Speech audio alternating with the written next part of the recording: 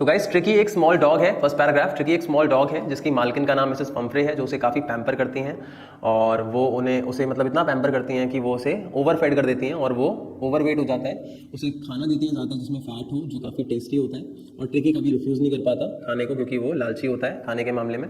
और उसे cream cake, biscuits और ये सब बहुत पसंद है और वो सब कुछ देती हैं उसे। कॉड लिवर ऑयल, हॉर्लिक्स भी देती हैं, वाइन भी देती हैं उसे गर्म रखने के लिए सर्दियों में, जो कि उसके लिए अच्छा नहीं होता।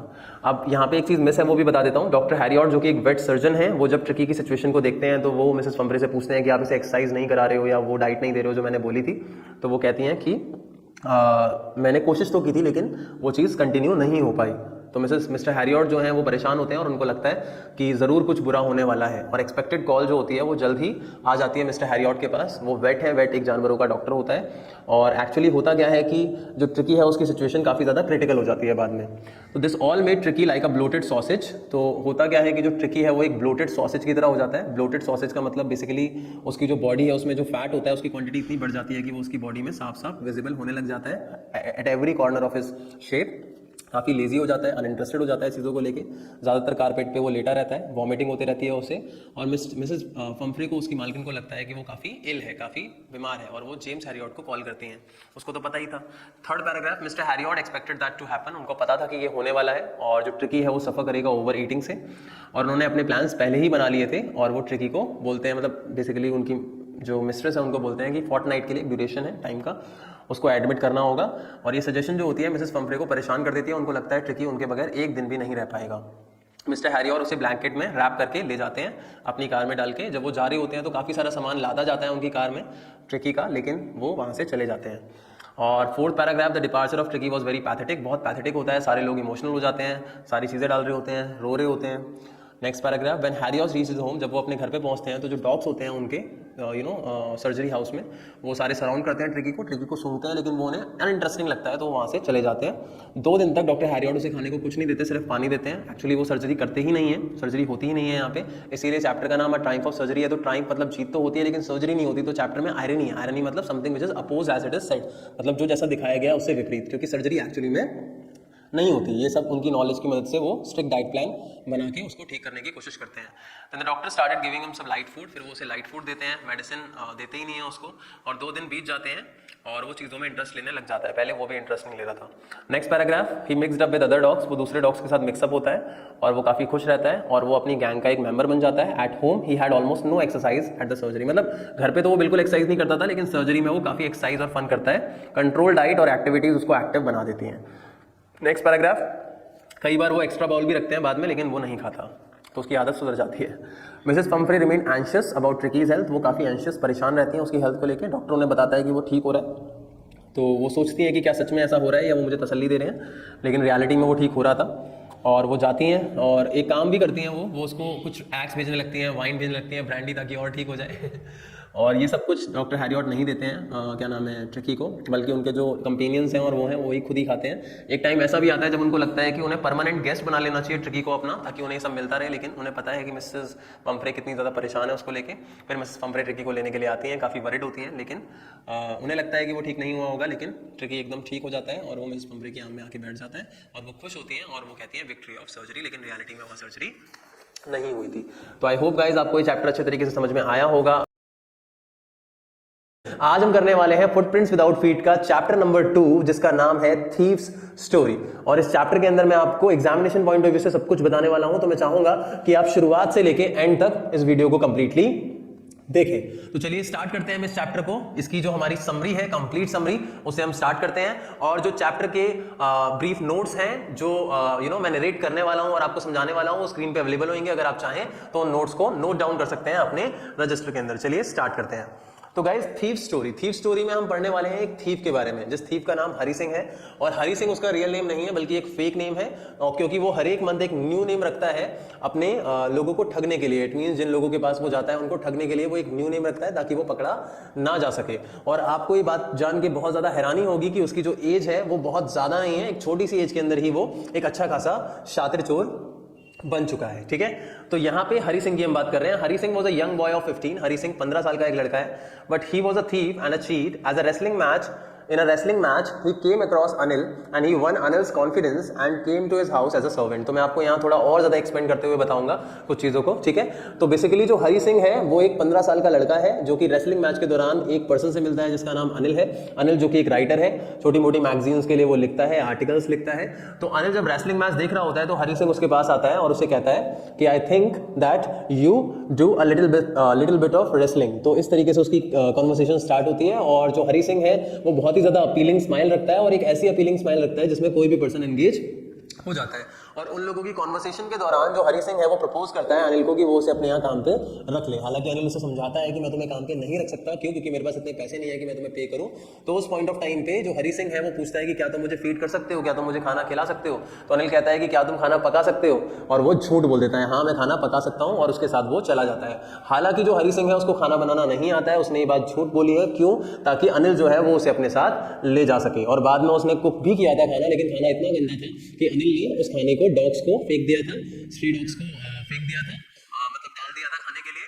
और अनिल जो था जब हरी सिंह की तरफ देखता है तो हरी सिंह अगेन मुस्कुराने लग जाता है, जिसको देख के अनिल हंसता है। और बाद में जो अनिल है वो हरी सिंह को बोलता है कि डोंट वरी, मैं तुम्हें कुकिंग भी सिखा दूंगा। तो यहां तक आई होप आप लोगों को मेरी बात समझ में आई होगी। अब हम बात करते हैं पैराग्राफ 2 की। Anil was a writer and did not earn much, so Hari Singh agreed to work for him only for food. Hari Singh did not know how to cook. The first meal which he cooked for Anil was so bad that Anil threw it to the dogs. तो ये मैं already आपको बता चुका हूँ। अब बात करते हैं हम नेक्स्ट पैराग्राफ की। Hari Singh did odd jobs for Anil. In the morning he made tea, मतलब छोटे मोटे काम करता है, जैसे टी बनाने का काम हो गया, डेली सप्लाईज लाने का काम हो गया। और एक और चीज़, जब भी वो कोई सामान लेने के लिए जाता है और उसे लेके आता है तो उस टाइम पे थोड़े बहुत पैसे वो इधर उधर कर देता है, मान लो 1 रुपये या कुछ पैसे इधर उधर कर देता है। और अनिल को इसके बारे में पता होता है, लेकिन स्टिल वो कुछ बोलता नहीं है, जिससे ये पता चलता है कि अनिल जो है वो एक्चुअली एक गुड हार्टेड पर्सन था और उसे इस बात से कोई भी नजरअंदाजी नहीं है कि अगर वो 1 या 2 रुपए इधर उधर करके तो अपने पास रख ले, क्योंकि उसे पता है आफ्टर ऑल वो उसको पैसे पे नहीं करता है।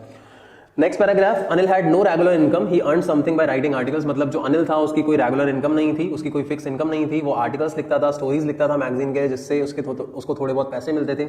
और एक दिन क्या होता है, जो अनिल होता है वो एक बंडल ऑफ नोट लेके आता है और हरी सिंह जो है वो उसको भी बताता है इसके बारे में कि उसने एक बुक को पब्लिश किया है या एक बुक को सेल किया है, एक मैगजीन राइटर को किया होगा या फिर हो सकता है कि एक पब्लिशिंग हाउस को किया होगा। तो उसके पास लगभग 600 रुपीज़ होते हैं, 50-50 के 12 नोट होते हैं। और हरी सिंह का जो माउथ होता है वो वाटर्ड करता है, इट मीन्स वो उसके मुंह में पानी आ जाता है उन नोटों को देख के, क्योंकि उसका जो एक्चुअल मकसद था वहाँ पे आने का वो चोरी ही था। तो उसे लगता है कि अब सही मौका आ गया है। लेकिन इससे पहले मैं आपको एक पॉइंट बता दूँ कि जो हरी सिंह है वो इलिटरेट था और इसीलिए जो अनिल है वो उसे सिखाता है, काफ़ी सारी चीज़ों के बारे में बताता है, जैसे वो उसे पढ़ाता है, इंग्लिश के बारे में थोड़ी बहुत चीज़ें बताता है और भी काफ़ी सब्जेक्ट्स के बारे में थोड़ी बहुत चीज़ें बताता है। और वो उसे प्रॉमिस भी करता है कि मैं तुम्हें पढ़ाऊंगा और धीरे धीरे तुम एजुकेटेड इंसान बन जाओगे। और हरी सिंह को ये बात पता है कि अगर एक बार वो एजुकेटेड इंसान बन गया तो वो अपनी लाइफ में बहुत कुछ पा सकता है। और ये सब कुछ वो तब कर रहा है, अनिल तब कर रहा है जब हरी सिंह वैल्यू ही नहीं रखता, एक वैल्यू ही नहीं रखता सोसाइटी के अंदर, तो उसे अपलिफ्ट करने की कोशिश कर रहा है अनिल कहीं ना कहीं। तो ये बात सारी की सारी हरी सिंह को पहले से पता है और यही रीजन होता है कि उसके माइंड में कन्फ्लिक्शन आता है कि मैं उसके यहाँ चोरी करूं या ना करूं। तो यहाँ पे क्या होता है, उसके मुंह में पानी आ जाता है पैसे को देख के और वो डिसाइड करता है कि वो पैसे चुराएगा, क्योंकि उसका ही मानना है कि मेरे को वो पैसे पे भी तो नहीं करता और मेरा रियल मकसद यही था, और अगर मैं नहीं चुराऊंगा तो वैसे भी वो पैसे कहीं ना कहीं खर्च कर देगा, तो इससे बढ़िया मैं पैसे चुरा ही लेता हूँ। तो जब अनिल सोने के लिए चला जाता है और मैट्रेस के नीचे वो छोटे से बंडल को रखता है नोट के, तो रात के अंधेरे में मिडनाइट के बाद जो हरी सिंह है वो आता है और पैसों को टटोलता है मैट्रेस के नीचे silently. Next paragraph. Now Hari Singh went into the room and silently took the money under the mattress and he went to the railway station to catch the train to Lucknow। और उसने पूरी planning कर रखी थी कि मैं railway station जाऊंगा और वहां से ट्रेन पकड़ूंगा और वहां से निकल जाऊंगा और मुझे कभी भी कोई पकड़ नहीं पाएगा। लेकिन होता क्या है कि वो रेलवे स्टेशन प्लेटफॉर्म पे पहुंच जाता है, जो कि आइसोलेटेड है, वहां ज्यादा लोग नहीं है और जो ट्रेन है वो धीरे धीरे स्पीड ले रही है, लेकिन वो उस ट्रेन को नहीं पकड़ता। पता नहीं क्यों, क्या ऐसा होता है जो उसे वहां पे रोक लेता है, वो ट्रेन को नहीं पकड़ पाता। हालांकि उसने टिकट भी परचेज नहीं की थी, अपनी पूरी लाइफ में उसने आज तक कभी भी टिकट परचेज नहीं की है और वो वहीं पे रुक जाता है। और उसके बाद जब वो वहां से निकलता है तो उस पर्टिकुलर पॉइंट ऑफ टाइम पे उसके माइंड में ये आता है कि मुझे किसी होटल में रुकना चाहिए या नहीं रुकना चाहिए, क्योंकि अगर वो किसी होटल के अंदर रुकता है तो हो सकता है कि किसी को डाउट हो उस पर और कोई उसे अप्रोच करे। तो उसे ये भी समझ नहीं आ रहा था कि वो कहाँ जाए, क्योंकि सिर्फ एक इंसान जिसको वो जानता था वो उसको ऑलरेडी ठग चुका है और अगर वो उसके पास जाता है तो वो किसी मुंह दिखाने लायक रहा नहीं है। तो उस टाइम पे उसे कुछ समझ नहीं आ रहा। और now Hari Singh went into the room, next paragraph, went into the room and silently took the money, ये तो हो गया भाई। नेक्स्ट पैराग्राफ है, then Hari Singh remembered Anil, he imagine how sad Anil would be, मतलब वो इमेजिन करता है कि अनिल कितना उदास होगा जब उसे पता चलेगा कि पैसे उसने चुराए। और हरी को याद आता है कि कैसे वो उसे पढ़ाया करता था और वो एजुकेटेड बन के एक अच्छा इंसान बन सकता था, एजुकेशन उसे एक बड़े मुकाम पे पहुंचा सकती थी। तो वो डिसाइड करता है कि वो पैसे वापस कर देगा। हालांकि इससे पहले भी ये था कि वो बाजार में जाता है, थोड़ी बारिश होने लग जाती है, फिर वो पैसे उसने जो नाड़ा था पजामे का उसमें बांध रखे थे अंदर की तरफ, फिर वो जब भागता है शेड के लिए तो पैसे भीग भी गए थे, और उसके बाद वो डिसाइड करता है कि वो जाएगा घर पे और वापस वो उन पैसों को रख देता है फाइनली, ठीक है। और लेकिन जो पैसे जो थे, वो नोट जो थे, वो थोड़े बहुत गीले हो गए थे, ठीक है। और सुबह जब वो उठता है मॉर्निंग में तो अनिल ऑलरेडी उठ चुका है और उसके लिए वो चाय बना चुका है। और जैसे ही हरी सिंह उठता है तो वो उसे चाय देता है और साथ में एक 50 रुपये का नोट देता है और कहता है कि मैं तुम्हें रेगुलरली पैसे पे करूंगा, ये लो। और 50 रुपये का नोट जो है वो अभी भी थोड़ा बहुत वेट होता है। तो उस टाइम पे हरी सिंह को ये बात पता है कि शायद उसके बारे में अनिल को पता चल चुका है, लेकिन उसका जो साइलेंस है, अनिल का जो साइलेंस है, वो ये समझाता है हमारे को कि वो किस तरीके से हरी सिंह को एक मौका देता है। तो गाइज यहाँ पे यही बात है कि मजबूरी में कई सारे जो बच्चे हैं वो एक गलत रास्ते पे चले जाते हैं और शायद वो एक चोर भी बन जाते हैं, लेकिन एक अपॉर्चुनिटी, एक अच्छी अपॉर्चुनिटी एक अच्छे इंसान के द्वारा उनको बदल सकती है और हमेशा इस समाज में एक चेंज लाने के लिए कुछ ऐसा कदम उठाना पड़ता है। और आज आप देख रहे हैं 10th क्लास इंग्लिश का एक और न्यू चैप्टर जिसका नाम है द मिडनाइट विजिटर, और ये फुटप्रिंट्स विदाउट फीट जो कि सप्लीमेंट्री रीडर बुक है 10th क्लास इंग्लिश की सेकेंडरी बुक है, उसका 3rd चैप्टर है। उस चैप्टर के जो पॉइंट्स हैं वो आपकी स्क्रीन पे आएंगे और आई होप आप उसको जरूर लिखोगे अपने रजिस्टर के अंदर, क्योंकि वो काफी ज्यादा इंपॉर्टेंट है। तो गाइज द मिडनाइट विजिटर जो चैप्टर है, इसके अंदर अगर मैं कुछ कैरेक्टर्स की बात करूं तो यहाँ पे एक कैरेक्टर है फाउलर का, जो कि एक न्यूज़ रिपोर्टर हम कह सकते हैं वह है, और दूसरा जो कैरेक्टर है वो है एक पर्सन का जिसका नाम है ऑजिबल, जो कि एक सीक्रेट एजेंट है, और जो 3rd कैरेक्टर है उसका नाम है मैक्स, और वो भी एक सीक्रेट एजेंट है एक दूसरी ऑर्गेनाइजेशन का। तो ये जो चैप्टर है वो बेसिकली एक सीक्रेटिव डिटेक्टिव प्लॉट है, जहाँ पे हम डिटेक्टिव्स को लेके जो चीज़ें हैं वो स्टडी कर रहे हैं, ठीक है। तो ये एक बेसिकली फिक्शनल स्टोरी है, और ज़्यादातर जो हमारी सप्लीमेंट्री रीडर बुक होती है उसकी ज़्यादातर जो स्टोरीज होती हैं, ज़्यादातर जो चैप्टर्स होते हैं वो फिक्शनल होते हैं। और फिक्शनल का मतलब होता है जहाँ कोई भी रियलिटी नहीं है, मनगढ़ंत कहानी। तो हम स्टार्ट करते हैं इस चैप्टर को। तो फर्स्ट पैराग्राफ है, फाउलर मीट सीक्रेट एजेंट ऑजिबल। तो फाउलर जो कि एक रिपोर्टर है वो एक सीक्रेट एजेंट ऑजिबल से मिलता है। तो नॉर्मली जब मैं आपको बोलूँगा कि आपको एक रॉ एजेंट से मिलना है तो आप कैसा फील करोगे? आई थिंक एक्साइटेड फील करोगे। क्यों? क्योंकि आपने फिल्मों में देखा है और वैसे सुना है कि जो ये डिटेक्टिव्स होते हैं, जो सीक्रेट एजेंट्स होते हैं, उनका जो व्यक्तित्व होता है, उनकी जो पर्सनालिटी होती है वो बहुत ही ज़्यादा अलग होती है, डिसेंट होती है, और उनकी जो कहानियाँ हैं या फिर उनके जो किस्से हैं उनकी ब्रेवरी के, उनको सुनना और उनसे बात करना आपके लिए बहुत ही ज़्यादा सौभाग्य की बात होगी, या मैं कहूँ बहुत ही ज़्यादा गर्व की बात होगी, प्राउड की बात होगी। तो यहाँ पे जो फाउलर है वो एक रिपोर्टर है जो कि ऑजिबल नाम के एक सीक्रेट एजेंट से मिलता है। तो उसे काफ़ी ज़्यादा एक्सपेक्टेशन होती है कि भाई मुझे काफ़ी कुछ नया जानने को मिलेगा, कोई थ्रिलर एक्सपीरियंस जो है वो मुझे जानने को मिलेगा। लेकिन बेसिकली जब वो ऑजिबल से मिलता है तो he was not very happy to receive him, by because he was disappointed. क्यों? क्योंकि फाउलर का जो ऑजिबल का अपीयरेंस था वो बिल्कुल भी एक डिटेक्टिव या किसी सीक्रेट एजेंट को मैच नहीं करता था।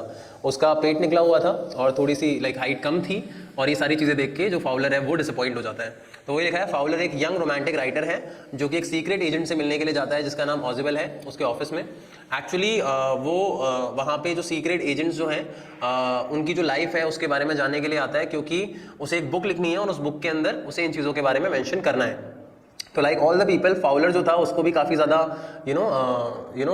एक्साइटमेंट थी कि वो एक सीक्रेट एजेंट से मिलेगा और उसे काफ़ी कुछ नया जानने को मिलेगा। Fowler had also formed quite a romantic picture of the secret agent as represented in the books and films, ठीक है। लेकिन ऑजिबल जो होता है वो उस डिस्क्रिप्शन को बिल्कुल भी फिट नहीं करता, और फाउलर ने जैसा भी पढ़ा था, जैसा भी इमेजिन किया था, ऑजिबल उस अपीयरेंस में बिल्कुल भी मैच नहीं करता, और फाउलर जो है वो बहुत ज़्यादा डिसअपॉइंट हो जाता है। और ऑजिबल का जो ऑफिस होता है वो बेसिकली एक छोटा सा कमरा है जो कि 6th टॉप फ्लोर पे है एक होटल के अंदर, और वो एक स्लॉपी फैट मैन है जिसका एक अमेरिकन एक्सेंट है। और Ausable himself felt that Fowler was disappointed after meeting him. Even Ausable को भी ये लगता है कि जो फाउलर है वो काफ़ी डिसअपॉइंटेड हो गया है, लेकिन स्टिल जो ऑजिबल है वो उसे समझाता है कि तुमने शायद सोचा होगा कि तुम्हें बहुत कुछ नया देखने को मिलेगा। I know that you are not very happy about that, but don't worry, आज तुम्हें कुछ ऐसा एक्सपीरियंस करने को मिलेगा जो बहुत ही ज़्यादा अच्छा होने वाला है तुम्हारे लिए, और बहुत ही ज़्यादा एक्साइटिंग होने वाला है तुम्हारे लिए। तो बेसिकली वो उसका जो फेस ऑफ है, ऑजिबल का जो फेस ऑफ है एक दूसरे एजेंट के साथ जिसका नाम मैक्स है, उसकी बात कर रहा है यहाँ पे, ठीक है। वैसे तो ऑजिबल ने भी एक्सपेक्ट नहीं किया था कि उसे एक दूसरे सीक्रेट एजेंट के साथ जद्दोजहद करनी पड़ेगी आज, लेकिन कहीं ना कहीं ये सब कुछ होता है। तो सेकंड पैराग्राफ है इंपॉर्टेंट पेपर इन ऑजिबल्स कस्टडी। तो ऑजिबल ऑलरेडी बता चुका था फाउलर को कि मेरे पास कुछ ऐसे पेपर आने वाले हैं जो बहुत ही ज़्यादा इंपॉर्टेंट है और कहीं ना कहीं जो पूरी की पूरी दुनिया है उसके ऊपर इसका प्रभाव पड़ सकता है, बहुत ही ज़्यादा इंपॉर्टेंट है वो पेपर्स। तो बेसिकली वो मिसाइल्स के बारे में या किसी चीज़ के बारे में होंगे। तो Ausable told Fowler that he had very important paper, this is the next paragraph, in his custody, someday that paper might well affect the course of history. तो वही बताता है कि मेरे पास कुछ ऐसे इंपॉर्टेंट पेपर है मेरी कस्टडी में जो बहुत इंपॉर्टेंट है, वो इतिहास को बदल सकते हैं। ऑजिबल जो है जैसे ही वो अपने कमरे की लाइट ऑन करता है तो फाउलर जो है उसको अपना पहला ऑथेंटिक थ्रिल मिलता है डे का। कई बार ये इंपॉर्टेंट क्वेश्चन आता है कि what was the first authentic thrill of the day which Fowler faced. तो ऑथेंटिक थ्रिल का मतलब कहीं ना कहीं कुछ थ्रिलर, कोई थ्रिलिंग चीज। तो यहाँ पे एक फेस ऑफ होता है एक दूसरे सीक्रेट एजेंट के साथ जिसके हाथ में पिस्टल होती है, तो वही उसका एक्सपीरियंस था। तो एक स्मॉल ऑटोमेटिक पिस्टल होती है एक पर्सन के हाथ में और उस पर्सन का नाम और कुछ नहीं बल्कि मैक्स है। तो मैक्स एक दूसरी ऑर्गेनाइजेशन के लिए काम करता है और वहां का एक सीक्रेट एजेंट है। Third paragraph, max enters with a pistol. तो ऑजिबल जो होता है वो स्टन होता है देख के मैक्स को रूम के अंदर, वो भी एक पिस्टल के साथ। और कहीं ना कहीं जो ऑजिबल है उसको लगता था कि जो मैक्स है वो बर्लिन में है, इट मीन जर्मनी के अंदर है, जर्मनी की कैपिटल है बर्लिन। और मैक्स जो है वो स्लेंडर, पतला, क्राफ्टी, मतलब काफ़ी चालाक, एक फॉक्स की तरह एक ऐसी पर्सनालिटी है और कोई दिक्कत नहीं है पिस्टल के साथ अगर वो है। तो मेन चीज ये है कि मैक्स जो है वहां पे उन सीक्रेट डॉक्यूमेंट्स को हथियाने के लिए आया है जो ऑजिबल की कस्टडी में हैं, जो कि मिसाइल्स के बारे में है, और वो ऑजिबल से उन डॉक्यूमेंट्स को लेना चाहता है, लेकिन ऑजिबल जो है वो उन डॉक्यूमेंट्स को शेयर नहीं करना चाहता। तो फोर्थ पैराग्राफ है, Ausable cooks up a story about balcony. अब यहाँ पे ऑजिबल ने एक बात बोली है, एक स्टोरी है जो उसने वीव करी है, बनाई है जानबूझ के मैक्स को अपनी बातों में फंसाने के लिए। एक्चुअली वो गुस्से में आ जाता है और ऑजिबल कहता है कि मैंने जो मैनेजमेंट है इस होटल का उसको इतनी बार कंप्लेन की है कि मेरे कमरे के अंदर जो विंडो है वहाँ एक बैल्कनी है जो दूसरे कमरे में जाके मिलती है और उसका कुछ किया जाए, लेकिन उन्होंने अभी तक नहीं किया। वो ये बात भी बोलता है कि पहले मेरा कमरा और वो कमरा दोनों के दोनों मर्ज थे, उन्होंने कमरे को तो डिवाइड कर दिया लेकिन जो पीछे की बैल्कनी है उसको अभी तक डिवाइड नहीं किया है और आज फिर कोई पर्सन यहाँ पे आ गया है दूसरी बार। तो कहने का मतलब ये है कि कहीं ना कहीं ऑजिबल उसे यकीन दिलाता है कि वहाँ पे बैल्कनी है, लेकिन रियलिटी में वहाँ कोई बैल्कनी नहीं होती। और उस पॉइंट ऑफ टाइम पे मैक्स जो है वो ऑजिबल को समझाता है कि मैं यहाँ पे एक सीक्रेट पास की से आया हूँ बल्कि किसी बैल्कनी से नहीं आता, लेकिन वो बार बार इसी बात को रिपीट करते रहता है ताकि मैक्स के माइंड में ये बात चली जाए कि वहाँ पे बैल्कनी है और फाउलर डरा हुआ होता है। फिफ्थ पैराग्राफ, अब मैक्स जो होता है वो वहाँ पे खड़ा होता है और उसके हाथ में पिस्टल है और वो दोनों को हाथ ऊपर करने के लिए बोलता है। इतने में डोर के पास एक आवाज़ आती है नॉकिंग की। ऑजिबल जो है अगेन वो स्टोरी बोलता है सेम कि भाई यहाँ पे बैल्कनी है और बताओ लोग आ जाते हैं बार बार, ये सब कुछ। और वो मैक्स को बताता है कि ज़रूर पुलिस होगी क्योंकि वो सीक्रेट डॉक्यूमेंट मेरे पास नहीं है और इतने इंपॉर्टेंट डॉक्यूमेंट जो है वो ज़रूर पुलिस की कस्टडी में आ रहे होंगे, तो पुलिस कभी भी आती होगी और तुम फंस जाओगे। तो उस पर्टिकुलर टाइम पे जो मैक्स है वो थोड़ा सा नर्वस हो जाता है और फाउलर थोड़ा साइड में हो जाता है और मैक्स जो है वो उनको कहता है कि तुम यहीं पे खड़े रहना जब तक मैं बैल्कनी पे हूँ और उन पेपर्स को लेना, अगर तुमने थोड़ी सी भी होशियारी दिखाने की कोशिश की और किसी को भी इशारा करने की कोशिश की तो आई विल किल यू। तो उस टाइम पे जब ऑजिबल दरवाजा खोलता है तो मैक्स जो है वो ऑलरेडी बैल्कनी पे जा चुका है और फाउलर काफी डरा हुआ है। जैसे ही वो दरवाजा खोलता है तो वहां कोई पुलिस नहीं होती बल्कि वहां पे एक पर्सन होता है जिसका नाम है हेनरी, और हेनरी कौन है, एक वेटर है उस होटल का। तो नर्वस जो है मैक्स जो है वो नर्वस है, 6 पैराग्राफ, मैक्स जो है नर्वस है, वो विंडो से जंप करता है बैल्कनी पे, लेकिन इतने में वो वहाँ पे मतलब जैसे ही जंप करता है तो वो नीचे गिर जाता है और फाउलर को लग रहा है कि जो मैक्स है वो बैल्कनी पे खड़ा है, लेकिन ऐसा बिल्कुल भी नहीं है क्योंकि वहाँ बैल्कनी नहीं थी। और जैसे ही दरवाज़ा खुलता है और वहाँ पे हेनरी आता है और उसके पास में बेसिकली एक बॉटल होती है वाइन की, तो उस टाइम पे फाउलर शॉक हो जाता है क्योंकि वहाँ पुलिस नहीं होती और वो सोचता है कि अब हमारा क्या होगा, वो हमें छोड़ेगा नहीं। लेकिन जो ऑजिबल है वो समझाता है कि अब वो वापस आने वाला नहीं है क्योंकि वो अब इस दुनिया से जा चुका है, इट मीन्स वो नीचे गिर चुका है। Waiter appears, the door open and a waiter stood there with a tray, a bottle and 2 glasses. Actually it was not the police but it was a waiter whom Ausable had already ordered, कि उसने already order दे दिया था wine का। Fowler जो है वो white face हो जाता है, काफी डर जाता है, वो कहता है कि वो तो बैल्कनी पे खड़ा है। तो ऑजिबल एश्योर करता है फाउलर को कि मैक्स अब कभी वापस आने वाला नहीं है क्योंकि वहां कोई बैल्कनी नहीं है, और ये एक अच्छा खासा एक्सपीरियंस होता है। और उससे ये बात कहीं ना कहीं फाउलर को समझ में आ जाती है कि appearance is not that important, sometimes appearances are deceptive, मतलब जो दिखता है वो होता नहीं है और जो होता है वो दिखता नहीं है। अब यहाँ पे इंपॉर्टेंट क्या है मैं बता देता हूँ, वही the first authentic thrill of the day for Fowler, ये वाला क्वेश्चन बहुत इंपॉर्टेंट है और बैल्कनी को लेके पूरा का पूरा आपको पता होना चाहिए। और लास्ट में जो मैक्स जो है उससे वो छुटकारा पा पाते हैं, तो वो सब कुछ कैसे हुआ ये आपको पता होना चाहिए, जो कि बहुत ज़्यादा इंपॉर्टेंट है इस चैप्टर के अंदर। आई होप आप लोगों को ये चैप्टर अच्छे तरीके से समझ में आ गया होगा, मेरी एक एक बात क्लियर हो गई होगी। और आज हम करने वाले हैं 10th क्लास इंग्लिश का एक और न्यू चैप्टर जो कि है आपका चैप्टर नंबर 4 जिसका नाम है क्वेश्चन ऑफ ट्रस्ट। और इस चैप्टर के अंदर हम पढ़ेंगे कि किस तरीके से एक सवाल है ट्रस्ट का, कि जो ट्रस्ट है जब टूटता है तो कितना ज्यादा दुख होता है। तो चलिए स्टार्ट करते हैं। तो गाइस मैं आपको बताना चाहूंगा कि ये जो चैप्टर है क्वेश्चन ऑफ ट्रस्ट, इसके अंदर जो हमारा कैरेक्टर है जिसका नाम है हॉरेस डैम्बी, वो एक चोर है और इसके अलावा एक लेडी है जिसके बारे में इसमें बताया गया है। ज्यादा कैरेक्टर्स इसमें नहीं है, मेन कैरेक्टर जो है वो हॉरेस डैम्बी का है। तो फर्स्ट पैराग्राफ आपकी स्क्रीन पे अवेलेबल होगा। हॉरेस डैम्बी एक बहुत ही ज्यादा अच्छा इंसान है, लगभग 50 इयर्स उसकी एज होगी, लेकिन स्टिल वो अनमैरिड है और वो एक लॉकस्मिथ है, मतलब ताला चाबी बनाने वाला इंसान है और वो अपने काम में काफी ज्यादा सक्सेसफुल है। उसके साथ में उसके 2 असिस्टेंट्स रहते हैं और वो बहुत रिस्पेक्टेबल है, लेकिन वो कंप्लीटली ऑनेस्ट नहीं है। कंप्लीटली ऑनेस्ट नहीं है ऐसा क्यों बोला गया है? क्योंकि वो सक्सेसफुल तो है लेकिन उसकी एक आदत है और वो आदत ये है कि उसे चोरी करनी है। चोरी करने का उसे शौक है और चोरी करने के बाद जो पैसा उसे मिलता है उससे जो महंगी महंगी किताबें होती हैं उनको पढ़ने का उसे काफी ज्यादा शौक होता है। तो बेसिकली वो एक क्लैप्टोमैनियाक है। क्लैप्टोमैनियाक किसको कहते हैं? क्लैप्टोमैनियाक एक ऐसे पर्सन को कहते हैं जिसे चोरी करने की प्रॉब्लम होती है। और क्लैप्टोमैनिया ये डिजीज होती है जिसके अंदर एक पर्सन मैटर नहीं करता कितना अमीर और कितना गरीब है, उसे चोरी करने की आदत होती है। जो भी दिख जाएगा और मौका मिलेगा वो उसे पार कर लेगा। Second paragraph.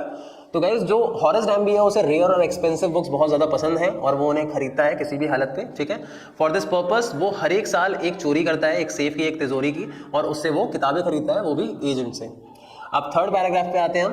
किसी भी चोरी को अंजाम देने से पहले वो अच्छा खासा प्लान बनाता है, पूरे के पूरे घर को स्टडी करता है और वहां पे चोरी को अंजाम देता है। अब यहाँ पे हम बात कर रहे हैं शॉर्ट ओवर गैंग की। शॉर्ट ओवर गैंग जो कि एक घर का नाम है और वहां पे वो 2 हफ्ते तक उस घर को स्टडी करता है।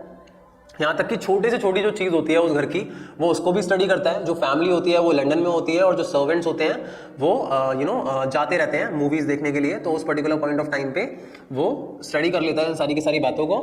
और वो गार्डन की जो वॉल होती है वहाँ से आता है और वॉल पे चढ़ने के बाद वो घर में एंटर करता है। Next paragraph. He took the key from the kitchen door hook. उसे पता था कि जो किचन डोर का हुक होगा उसके अंदर चाबी होगी और वहां से वो चाबियों को निकालता है। और उसके हाथ में ग्लव्स भी होते हैं, दस्ताने भी होते हैं, ताकि उसका कोई भी जो मार्क है वो ना रह जाए दरवाजे पे या हैंडल पे। इसका मतलब वो एक अच्छा खासा मजा हुआ चोर था जो इन सारी चीज़ों का ध्यान रखता है और वो काफ़ी केयरफुल था इन चीज़ों को लेकर, फिंगरप्रिंट्स को लेकर और इन सारी चीज़ों को लेकर। जो छोटा सा एक डॉग होता है वहाँ पे वो उसे बहुत ही प्यार से बात करता है। And he cut off the wires of the burglar alarm, he arrange the tools carefully. मतलब जो बर्गलर अलार्म होता है कि तिजोरी खोलने पे या तिजोरी को टच करने पे जो बज जाता है, चोरों का अलार्म होता है जो, ठीक है, तो वो उसको उसकी वायर को काट देता है और अपने टूल्स को केयरफुली अरेंज करता है और अपनी चोरी को अंजाम देने वाला होता है। अब नेक्स्ट पैराग्राफ है। There was a big pot of flowers on the table. तो जो टेबल होता है उस पर अच्छा खासा एक पॉट होता है फ्लावर्स का, और जो फ्लावर्स का पॉट होता है उसमें कुछ ऐसे फ्लावर्स भी होंगे जिसकी वजह से उसे एलर्जी होती है और छींकें आने लग जाती हैं और वो रिपीटेडली स्नीज करते रहता है।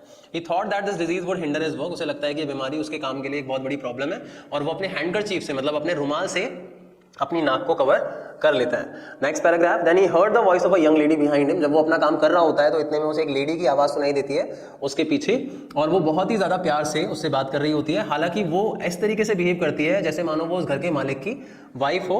और शी सेड दैट कि मैं यहाँ पे आज ही आई हूँ। हालांकि उसने ये स्टडी किया था कि वो लोग यहाँ नहीं रहते, लेकिन यहाँ पे वो कहती है कि मैं आज ही आई हूँ और मुझे ज्वेलरी की ज़रूरत थी जो मुझे आज पार्टी में पहनने है, लेकिन मैंने ये एक्सपेक्ट नहीं किया था कि मेरे अराइवल पे मुझे यहाँ किसी चोर से सामना करना पड़ेगा। Next paragraph. डैम्बी जो है हॉरेस डैम्बी वो उससे बैक करता है, उससे रिक्वेस्ट करता है कि तुम मुझे जाने दो, मुझे प्रिजन में जाना अच्छा नहीं लगता, क्योंकि पहले भी वो एक बार प्रिजन में रहा है। और वो प्रॉमिस करता है कि मैं आगे से ऐसा कभी भी नहीं करूंगा। हालांकि वो लेडी बोलती है कि हर एक चोर यही बोलता है कि मैं आगे से ऐसा नहीं करूंगा, लेकिन मैं तुम्हें जाने नहीं दूंगी क्योंकि तुम्हारे जैसे लोगों से हमें सोसाइटी को प्रोटेक्ट करना चाहिए। लेकिन हॉरेस डैम्बी कहता है कि मैं तुम्हारे लिए कुछ भी करूंगा जो भी तुम कहोगी। तो इतने में नेक्स्ट पैराग्राफ। जो यंग लेडी है वो कहती है कि मुझे ज्वेलरी की जरूरत थी लेकिन मैं नंबर भूल गई हूँ, तो मैं चाहती हूँ कि तुम ये सेफ खोल दो। और इतने में वो अपने ग्लव्स उतार के सेफ खोल देता है और वो ये भी कहती है कि मेरे हस्बैंड जब तक आएंगे तब तक मैं सेफ को रिपेयर करवा दूंगी, तो कोई दिक्कत नहीं होगी। तो यंग लेडी जो है उसे ज्वेलरी मिल जाती है, हॉरेस डैम्बी खुश होता है और उसे वहां से भागने का मौका मिल जाता है।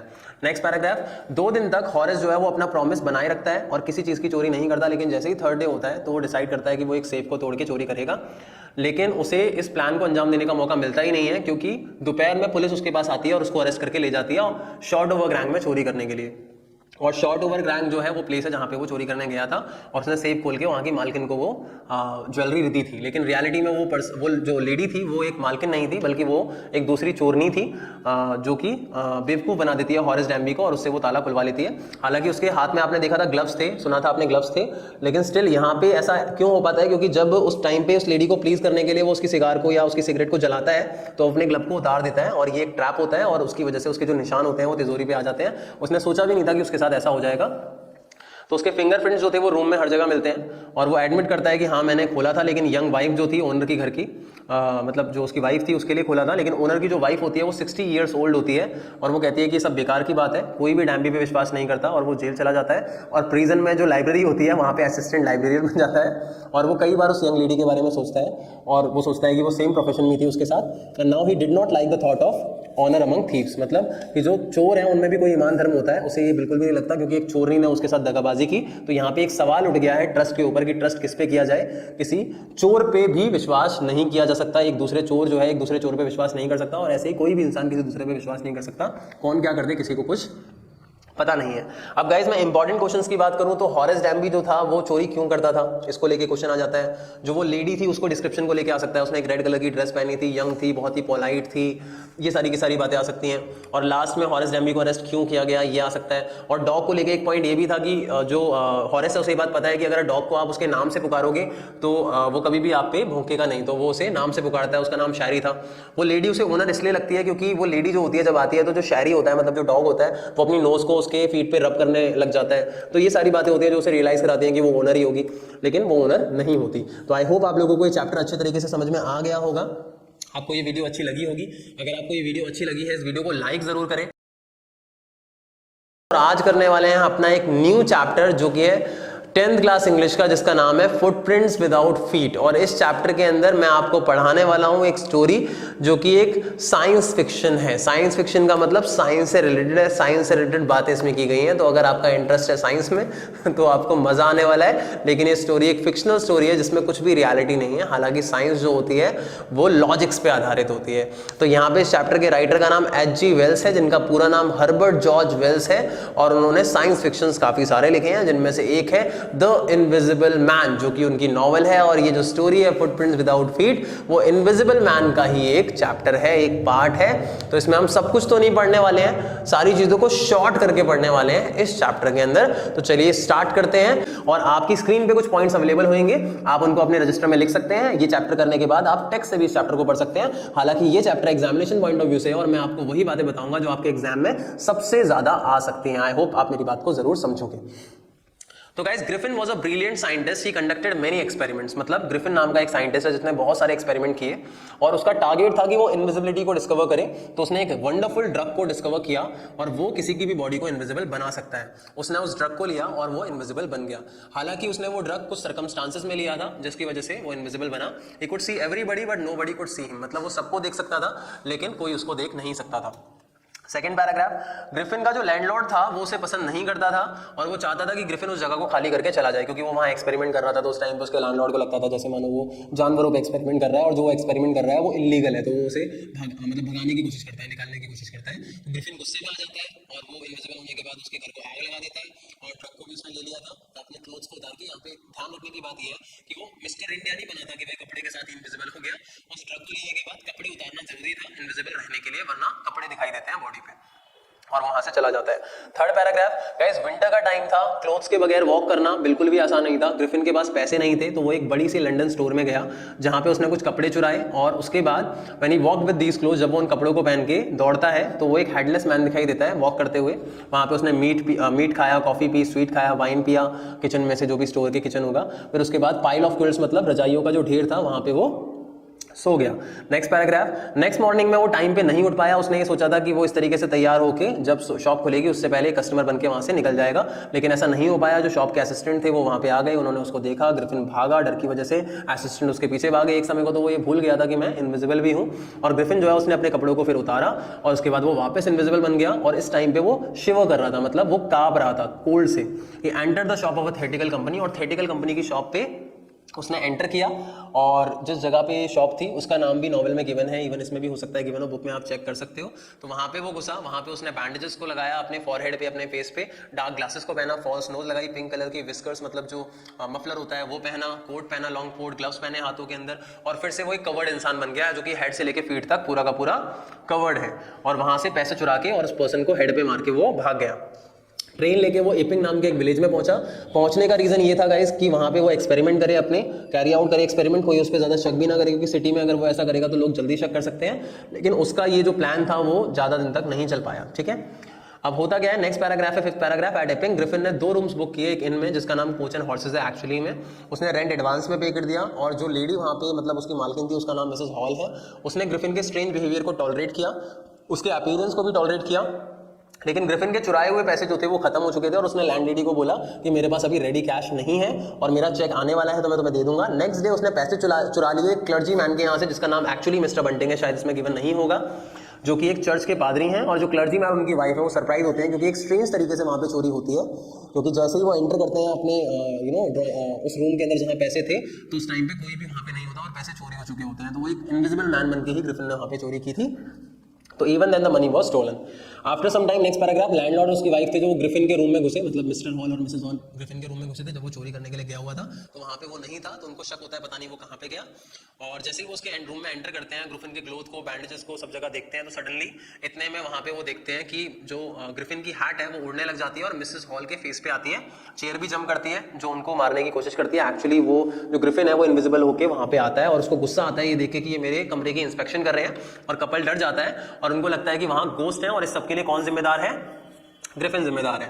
दे क्राइड एंड रैन डाउनस्टेयर्स, मतलब वो चिल्लाते हैं और वहां से चले जाते हैं। उनको लगता है कि ये जो स्ट्रेंज मैन है, स्ट्रेंजर भी बोला गया है, इसकी वजह से ये सब कुछ हो रहा है, इसने हमारे कमरे में स्पिरिट्स को ला दिया है। नेक्स्ट पैराग्राफ, नेबर्स इकट्ठे हो जाते हैं और सबको लगता है कि ग्रिफिन सबके जिम्मेदार है। पुलिस मैन जो है मिस्टर, यहाँ पे उसका नाम गिवन है जैफर, एक्चुअली गिवन नहीं है इसमें, नॉवल में गिवन है मिस्टर जैफर वैसे नाम था। पुलिसमैन आता है और ग्रिफिन और मिसेस हॉल जो है उनका झगड़ा हो जाता है आपस में, क्योंकि ग्रिफिन गुस्से में आ जाता है। एक्चुअली वो जब पैसे मांगती है ना कि भाई तुम निकलो यहाँ से, तो वो पैसे दे देता है, तो वो उस पर इल्जाम लगा देते हैं। वो कहते हैं कल तक तो नहीं थे, आज कहाँ से आए, तो इनडायरेक्टली उस पर चोरी का इल्जाम लगा देते हैं कि पता नहीं चुराए होंगे इसने, है ना। तो वो गुस्से में आ जाता है। उस टाइम पे वो बैंडेजेस निकालता है, अपना चश्मा निकालता है, नकली नाक निकालता है, वो तो मिसेस हॉल के हाथ पे रख देता है। और उस टाइम पे जैसे जैसे वो कपड़े निकालता है तो वो इनविजिबल हो रहा था, एक टाइम के लिए वो हेडलेस भी हो जाता है। और उस टाइम पे जो मिसेस हॉल है और सारे लोग डर जाते हैं और भागने लग जाते हैं, हॉरिफाइड हो जाते हैं वो, ठीक है, when they saw a headless man. Last paragraph, इतने में पुलिसमैन आता है, वो भी सरप्राइज हो जाता है एक हेडलेस मैन को देख के।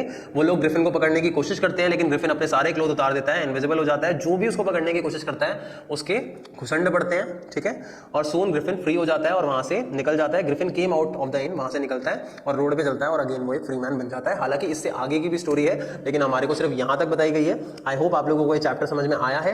दूसरी चीज, वो कैसे इनविजिबल बना था, इपिंग में उसने क्या एक्टिविटीज की थी, मिसेस हॉल जो थी वो उसे क्यों निकालना चाहती थी, फाइनली वो कैसे फ्री हुआ, ये सारी की सारी बातें यहाँ पे कई बार पूछी जाती हैं। आज करने वाले हैं हम अपना 10th क्लास इंग्लिश का एक और न्यू चैप्टर जिसका नाम है the making of a scientist. इसमें आपको पढ़ाऊंगा पॉइंट्स वाइज, पैराग्राफ वाइज, और वो पैराग्राफ आपकी स्क्रीन पे अवेलेबल होंगे, अगर आप चाहें तो उन्हें अपने रजिस्टर में नोट कर सकते हैं। तो गाइस, चैप्टर का नाम the making of a scientist है, मतलब एक साइंटिस्ट जो है वो कैसे बनता है, एक साइंटिस्ट के बनने का जो प्रोसेस है वो क्या है, वो कौन से इंग्रेडिएंट्स हैं जिनकी मदद से एक साइंटिस्ट बनता है। तो यहाँ पे हम बात कर रहे हैं रिचर्ड एच एब्राइट की, तो उनके बारे में हम पढ़ने वाले हैं और कैसे वो एक महान साइंटिस्ट बने। तो चलिए स्टार्ट करते हैं। तो गाइस, साइंस के सब्जेक्ट में ज्यादातर इंटरेस्ट उन लोगों को होता है जिन पे साइंस स्ट्रीम होती है, जिनका साइंस में एक्चुअली में इंटरेस्ट होता है। तो अगर आपको बीच में जाके ये चैप्टर थोड़ा सा बोरिंग लगे तो करना तो पड़ेगा भाई। पहला पैराग्राफ है theory on how cells work, जो सेल्स हैं वो कैसे वर्क करते हैं। अगर आप एक साइंस स्टूडेंट हैं या आपने थोड़ी बहुत साइंस पढ़ी है तो आपने सेल के बारे में जरूर सुना होगा, ठीक है। तो जो सेल है वो कैसे वर्क करते हैं, तो इसकी जो थ्योरी थी, एक प्रोबेबल थ्योरी थी, वो रिचर्ड एच एब्राइट ने दी। तो क्या लिखा है, at the age of 22 Ebright, जो एब्राइट थे उन्होंने साइंटिफिक वर्ल्ड को काफी ज्यादा एक्साइट किया अपनी एक न्यू थ्योरी के साथ कि जो सेल्स हैं वो कैसे वर्क करते हैं। रिचर्ड एच एब्राइट जो है और उनके जो कॉलेज रूममेट थे, उन्होंने the proceedings of the national academy of science जो है वहां पे इस थ्योरी को एक्सप्लेन किया। और it was the first time कि किसी इंपॉर्टेंट साइंटिफिक जर्नल, मतलब साइंटिफिक मैगजीन, साइंस मैगजीन भी हो सकती है, उसने पहली बार किसी कॉलेज स्टूडेंट के वर्क को अपने वर्क में पब्लिश किया था, मतलब एक साइंटिफिक जर्नल होगा कोई उस टाइम का, और उसने पहली बार एक कॉलेज के स्टूडेंट के वर्क को अपनी मैगजीन में पब्लिश किया था, एक बहुत बड़ी बात थी। And for Richard एब्राइट his first achievement in science started with butterflies, मतलब उसका ये सब कुछ जो सिलसिला था सक्सेस का जो स्टार्ट हुआ था रिचर्ड एब्राइट का, वो बटरफ्लाइज को टैग करने से स्टार्ट हुआ था। तो चलिए हम बात करते हैं उनके चाइल्डहुड की। और एक और बात बता दूं, अगर आप बुक के टेक्स्ट से पढ़ोगे तो उसमें ये बात लिखी गई है कि किस तरीके से एक कॉलेज स्टूडेंट के वर्क को साइंटिफिक जर्नल में पब्लिश करना उतनी ही बड़ी बात होगी जैसे एक पर्सन है जो कि एक टीम में न्यू प्लेयर है उसका होम स्कोर रन करना उतनी बड़ी बात होगी। सेकेंड पैराग्राफ है फॉन्ड ऑफ कलेक्टिंग बटरफ्लाइज। तो शुरुआत से ही जो रिचर्ड एब्राइट थे वो बटरफ्लाइज को कलेक्ट करने के शौकीन थे। तो रिचर्ड एब्राइट जो थे उन्होंने बटरफ्लाइज को कलेक्ट करना स्टार्ट किया। That is second paragraph. Richard एब्राइट started collecting butterflies जब वो किंडरगार्टन में थे। किंडरगार्टन मतलब केजी में थे। तो जब वो इतने छोटे थे तभी से वो अपनी जो उनका परस्यूट है, जो उनका विजन है, उसको फॉलो करते हुए बटरफ्लाइज को कलेक्ट करते थे। इवन बटरफ्लाइज ही नहीं बल्कि वो रॉक्स, फॉसिल्स और कॉइन्स को भी कलेक्ट करते थे। And he became an eager astronomer too. Astronomer वो पर्सन होता है जो स्टार्स, गैलेक्सी, प्लैनेट्स इनके बारे में जानकारी रखता है या इनको स्टडी करता है। तो वो एक ईगर एस्ट्रोनॉमर भी थे और कई बार वो स्टार्स को रात रात भर निहारते रहते थे। यहाँ पे मैं आपको एक बात बता दूं कि हर एक सक्सेसफुल पर्सन के पीछे, देखो ये नहीं बोलूँगा किसी औरत का हाथ होता है, बट किसी ना किसी का जरूर हाथ होता है। तो यहाँ पे अगर मैं बताऊं तो रिचर्ड एब्राइट की जो मदर है उनका एक बहुत बड़ा रोल है रिचर्ड एब्राइट की सक्सेस में। ठीक है, तो Richard Ebright's mother encourage his interest in learning. Richard Ebright की मदर ने उनका जो इंटरेस्ट है लर्निंग में काफ़ी ज़्यादा एनकरेज किया और वो उन्हें ट्रिप्स पे लेके जाती थी, उनके लिए टेलीस्कोप्स खरीदती थी, माइक्रोस्कोप्स खरीदती थी, कैमरास खरीदती थी, दूसरे इक्विपमेंट्स खरीदती थी। हर एक पॉसिबल वे में वो उनकी मदद किया करती थी। और रिचर्ड जब सिर्फ थर्ड ग्रेड में थे तो उनके फादर की डेथ हो गई थी, मतलब जो उसकी मदर है उनके हस्बैंड की डेथ हो गई थी। और रिचर्ड जो था वो उनके लिए उनकी लाइफ था, ये उनका मानना है। Just imagine about the situation when a woman loses her husband, तो उस टाइम पे उसके लिए सबसे ज़्यादा इंपॉर्टेंट उसकी फैमिली में उसके बच्चे ही रह जाते हैं। They spent almost every evening at the dining table. साथ में ज़्यादा टाइम वो स्पेंड करते थे। और रिचर्ड जो था उसके अंदर क्यूरियोसिटी थी, सीखने की बहुत ज़्यादा जुनून था और उनके स्कूल में काफ़ी ज़्यादा अच्छे ग्रेड्स आया करते थे। और उस पर्टिकुलर टाइम पे जब वो सेकंड ग्रेड में थे तो उन्होंने 25 स्पीसीज जो है बटरफ्लाइज की तब तक कलेक्ट कर ली थी अपने होम टाउन की। Then his mother bought him a children's books called the travels of monarch X. उसके बाद एक बुक थी जिसका नाम है the travels of monarch X, जिसमें मोनार्क एक्स नाम की जो स्पीसी है बटरफ्लाई की उसके माइग्रेशन प्रोसेस के बारे में बताया गया था, इसीलिए इसका नाम था the travels of monarch x. तो ये जो बुक थी डॉक्टर उरकुहाट ने लिखी थी। तो इस बुक को उसकी मम्मी लेके आती है क्योंकि उसकी मम्मी कुछ ना कुछ ऐसा लाते रहती हैं जिससे जो रिचर्ड है वो एंगेज रहे किसी ना किसी काम के अंदर। तो जो बुक थी उसमें ये दिखा गया था कि किस तरीके से मोनार्क बटरफ्लाइज जो है वो सेंट्रल अमेरिका माइग्रेट करके चली जाती हैं। और ये जो कहीं ना कहीं ये जो बुक है इसने काफ़ी सारे राज और काफ़ी सारी चीज़ें जो थी वो एब्राइट के लिए खोली हैं आने वाले समय के लिए। ठीक है, फोर्थ पैराग्राफ पे आते हैं गाइस, टैगिंग बटरफ्लाइज। तो मैं आपको बता दूं कि जो ट्रैवल्स ऑफ मोनार्क एक्स जो बुक थी उसमें डॉक्टर उरकुहाट ने इनवाइट किया था रीडर्स को कि वो बटरफ्लाइज को टैग करें और उनके माइग्रेशन के प्रोसेस को स्टडी करने में उनकी मदद करें। ठीक है, तो the book invited readers to help study butterflies migration. Readers was asked to tag करने का मतलब एक लाइट अधेसिव टैग होता है, वो बटरफ्लाई के विंग पे टैग करना है। किस चीज़ को टैग करना होगा वो मेंशन नहीं है, लेकिन हो सकता है कि जिस जगह से उसको छोड़ा गया है उस जगह के नेम को या कोड को वहाँ टैग करना होगा। और फिर अगेन उस बटरफ्लाई को जहाँ पे भी कोई पकड़ेगा अगर उसे वो लाइट अधेसिव जो टैग है बहुत ही ज़्यादा लाइट अगर वो बटरफ्लाई के विंग पे मिलता है तो वो अनुमान लगा सकता है कि उसने कितना ट्रैवल किया। तो the book invited readers to help study butterflies migration. Readers were asked to tag butterflies for research by doctor Frederick Urquhart नाम था उनका, जो कि कनाडा के एक प्रोफेसर थे। एब्राइट ने बटरफ्लाइज को रेस करना स्टार्ट किया। देखो पहले उन्होंने 2-3 बटरफ्लाइज को लिया और उनको टैग करके उन्होंने जब छोड़ना स्टार्ट किया तो रिजल्ट इतने नहीं मिलने वाले थे। तो उन्हें पता था कि अगर मैं 1-2 बटरफ्लाइज को टैग करूंगा तो कुछ नहीं होने वाला, मुझे फ्लॉक ऑफ बटरफ्लाइज मतलब जो ग्रुप ऑफ बटरफ्लाइज है उसको एक साथ छोड़ना होगा, तब जाके शायद कुछ रिजल्ट्स मिलेंगे। तो उन्होंने क्या करा, उन्होंने अपने बेसमेंट में जो बटरफ्लाइज है उन्हीं को रेज करना स्टार्ट कर दिया। और अलग अलग स्टेजेस जो होती हैं बटरफ्लाई की, जैसे प्यूपा होता है, कैटरपिलर होता है आपका, तो ये जो अलग अलग स्टेजेस थी बटरफ्लाइज की, इस पे उनके बेसमेंट में जो बटरफ्लाइज थी उनको देखा जा सकता था। उनकी लाइफ साइकिल एकदम क्लियर थी वहाँ पे। अब होता क्या है, जब वो 7th ग्रेड में थे, 5th पैराग्राफ है, जब वो 7th ग्रेड में थे तो उन्होंने काउंटी साइंस फेयर को पार्टिसिपेट किया। अब अलग अलग लेवल होते हैं, जैसे काउंटी लेवल पे होता है आपका, नेशनल लेवल पे होता है आपका, इसके अलावा इंटरनेशनल लेवल पे भी होता है आपका। तो अलग अलग आपके कैटेगरीज होती हैं कॉम्पिटिशन्स की साइंस फेयर की। तो काउंटी साइंस फेयर में उन्होंने पार्टिसिपेट किया और उनके लिए एक सैड फीलिंग थी, क्योंकि वो वहाँ पे हार गए थे। एक्चुअली उन्होंने जस्ट एक फ्रॉग टिश्यू का जो डिस्प्ले था वो माइक्रोस्कोप के नीचे दिखाया था, जो कि एक बहुत बड़ा इन्वेंशन नहीं था या कोई डिस्कवरी नहीं थी, तो वो हार गए थे। तो 8th ग्रेड प्रोजेक्ट उनका जो था वो थोड़ा सा अलग था, जिसमें एक वायरल डिजीज का जो कॉज है, जो मोनार्क के कैटरपिलर्स को मार रही है, उसके कॉज को, उसके रीजन को फाइंड आउट करना था। तो उन्होंने कोशिश की थी, हालांकि रियल रिजल्ट्स उनको नहीं मिले थे, लेकिन उन्होंने कोशिश की थी, इसीलिए वो जीत गए थे। नेक्स्ट ईयर उन्होंने एक प्रोजेक्ट और किया था तैयार कि जो वाइसरॉय बटरफ्लाई है वो मोनाक को कॉपी करती है, और उन्होंने रीजन क्या दिया था कि जो मोनाक है वो टेस्टी नहीं होती काफी सारे बर्ड्स के लिए, तो ज्यादातर बर्ड्स वाइसरॉय को ज्यादातर बर्ड्स जो है मोनाक्स को नहीं खाते हैं, मोनाक बटरफ्लाइज को नहीं खाते, तो वाइसरॉय इसलिए कॉपी करती है ताकि वो बर्ड्स का खाना ना बने, ताकि वो उसे मोनाक समझ के छोड़ दे। तो ये भी एकदम मतलब टू गुड था डिस्कवरी जो था उनका। तो Ebright prove that viceroy butterflies do taste good to bird. This project was placed first in the zoology division, मतलब जूलॉजी डिवीजन में उन्हें फर्स्ट प्राइज मिला था काउंटी साइंस फेयर में, और third overall county science fair में मिला था। फिर उसके बाद सेकंड ईयर हाई स्कूल के अंदर एब्राइट ने क्या करा था, ये बताया था कि मोनाक प्यूपा, मोनाक की जो प्यूपा की स्टेज होती है उसमें 12 गोल्डन टाइनी स्पॉट्स होते हैं उसके ऊपर, और वो गोल्डन स्पॉट्स ज्यादातर लोगों का ये मानना होता है कि ऑर्नामेंटल होते हैं, उनका कोई काम नहीं होता, लेकिन एब्राइट ने एक डिवाइस बनाई जिससे उन्होंने ये शो किया कि उसमें से एक नेसेसरी हार्मोन है जो प्रोड्यूस होता है, जो ओवरऑल बटरफ्लाई की जो डेवलपमेंट है, एक प्यूपा की जो डेवलपमेंट है आगे के स्टेज में बटरफ्लाई में, उसके लिए बहुत नेसेसरी है। तो ये भी उनको आगे ले जाता है। फर्स्ट प्लेस काउंटी फेयर में मिलता है और इंटरनेशनल साइंस और इंजीनियरिंग फेयर में उनको एंट्री मिल जाती है। इसके बाद भी आप चाहो तो बुक के टेक्स्ट से पढ़ सकते हो और भी कुछ पता चलेगा। हालांकि मेन क्वेश्चन अभी तक इसमें जो इंपॉर्टेंट बनता है, उनकी मदर उनको ऐसे हेल्प करती थी, ये वाला मेन है, और एक दो इन्वेंशन, एक वाइसरॉय वाली हो गई और एक ये प्यूपा वाली जो 12 गोल्डन स्पॉट्स वाली है, ये आपको पता होनी चाहिए, ठीक है। थ्योरी अबाउट सेल लाइफ, तो 6 पैराग्राफ है। Ebright got the idea for his new theory about cell life. तो एब्राइट जब ये डिस्कवरीज करते जा रहे थे तो उसे उनको एक आइडिया मिला, वो सेल लाइफ को लेकर था, एक न्यू आइडिया था। उन्होंने क्या कहा कि the cell can read the blueprints of it DNA, मतलब कि जो डीएनए है सेल का वो एक तरीके से ब्लूप्रिंट है लाइफ का। DNA is the substance in the nucleus of a cell. Cell के न्यूक्लियस में एक सब्सटेंस होता है DNA, that is deoxyribonucleic acid. इससे हेरिडिटी कंट्रोल होती है। हेरिडिटी का मतलब क्या होता है, किसी एक पर्सन का किसी दूसरे कोई एक पर्सन अपने पेरेंट से जो कुछ क्वालिटीज है या कुछ चीजें हैं जिनको इनहेरिट करता है, वो प्रोसेस जो है वो हेरिडिटी कहलाता है। Thus DNA is the blueprint of life। तो DNA blueprint है लाइफ का, उन्होंने ये सब बातें बोली। If you are a science student you know better than me, तो I need not to tell you most of the things, ठीक है, साइंस से रिलेटेड है, लेकिन मेन लिटरेचर का पार्ट है तो कहीं ना कहीं आपको फैक्ट्स को थोड़ा याद करना पड़ेगा इसमें।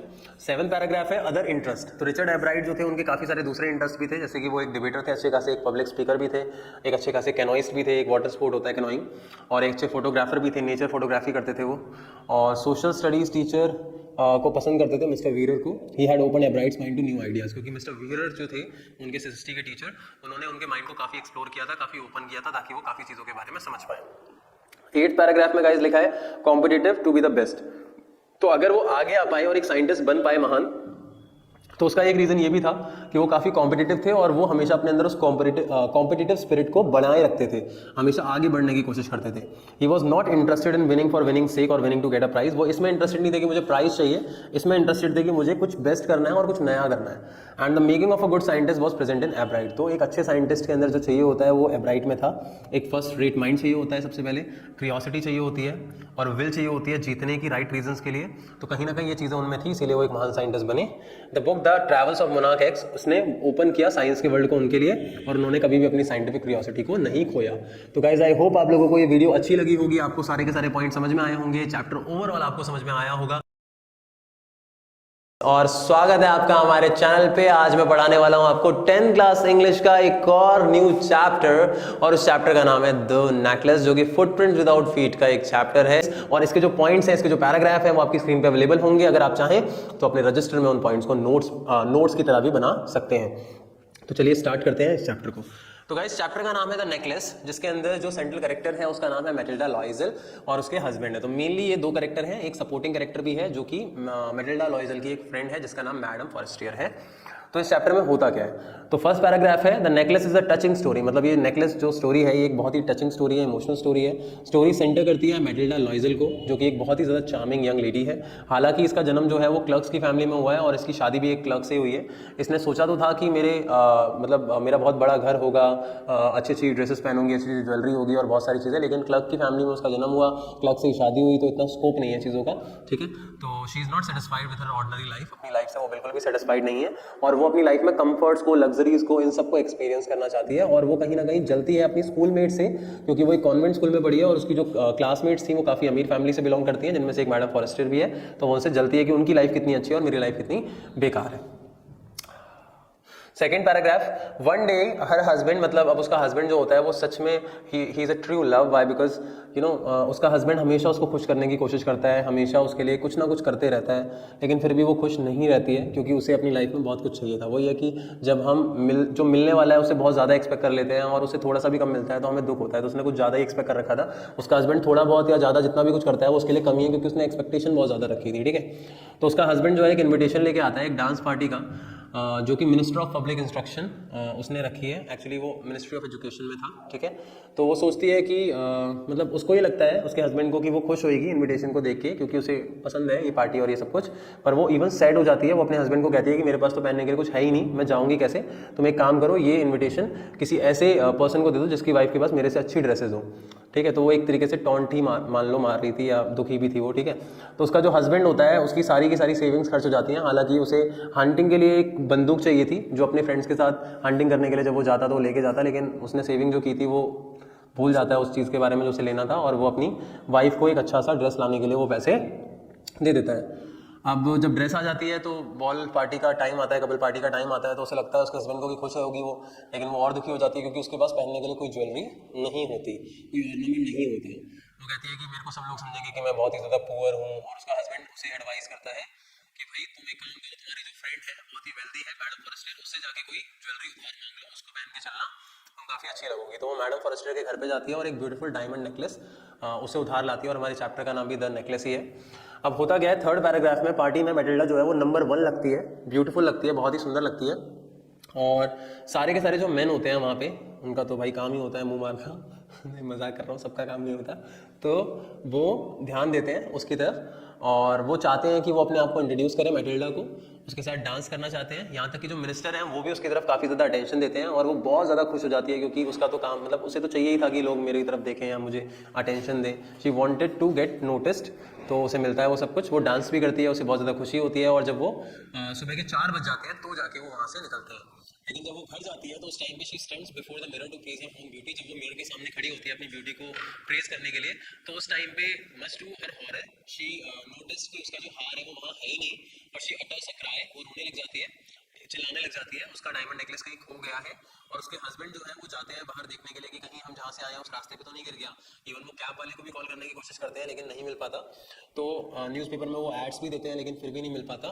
तो कहीं ना कहीं एक बहुत बड़ा लॉस था क्योंकि उनकी फैमिली जो है वो इतना अफोर्ड नहीं कर सकती, इतना महंगा नेकलेस वो अफोर्ड नहीं कर सकती। अब मैडम फॉरेस्टर को लौटाना पड़ेगा, तो उस टाइम पे वो काफ़ी सैड हो जाते हैं, डिप्रेस हो जाते हैं, मैटिल्डा भी काफ़ी डिप्रेस हो जाती है। फोर्थ पैराग्राफ, मैटिल्डा का जो हस्बैंड है वो एडवाइस करता है उसको कि तुम अपनी फ्रेंड को लेटर लिख दो कि भाई तुमने नेकलेस का जो हुक है ना, पीछे का जो क्लैस्प है वो टूट गया है और तुमने उसे बनाने के लिए दिया है, रिपेयर करने के लिए। और फिर वो सोचते हैं कि एक नया नेकलेस खरीद के हम रिप्लेस कर देंगे तो शायद उसकी फ्रेंड को पता नहीं चलेगा। तो जब वो शॉप पे देखता है एक नेकलेस को तो उसे पता चलता है कि वो नेकलेस जो है वो बहुत ज़्यादा महंगा है, लगभग 40,000 फ्रैंक्स का। फ्रैंक यहाँ पे करेंसी है, ठीक है, लेकिन वो 36,000 फ्रैंक्स में उसको मिल जाता है। एक्चुअली जो मैटिल्डा का हस्बैंड है वो पैसे उधार लेता है हाई इंटरेस्ट पे। दूसरी चीज़, उसके फादर ने जो सेविंग्स छोड़ी होती है उस सेविंग्स को भी वो यूज़ कर लेता है इसी के अंदर, और इस तरीके से वो मैडम फॉरेस्टर का हार लौटा देते हैं। और मैडम फॉरेस्टर बॉक्स को ओपन भी नहीं करती और उसके बाद उसको रख देती है। गाइस ये समरी हमारी एग्जामिनेशन पॉइंट ऑफ व्यू से है, अगर आप एग्जाम के लिए प्रिपेयर कर रहे हैं तो इतना ही प्रिपेयर करके जाएं, बहुत ही इनफ है आपके लिए, ठीक है। हालांकि हम आने वाली सीरीज में इसको पूरे टेक्स्ट से भी एक्सपेंड करने की कोशिश करेंगे, लेकिन अभी के लिए एग्जामिनेशन पॉइंट ऑफ व्यू से वी आर टीचिंग यू, ठीक है।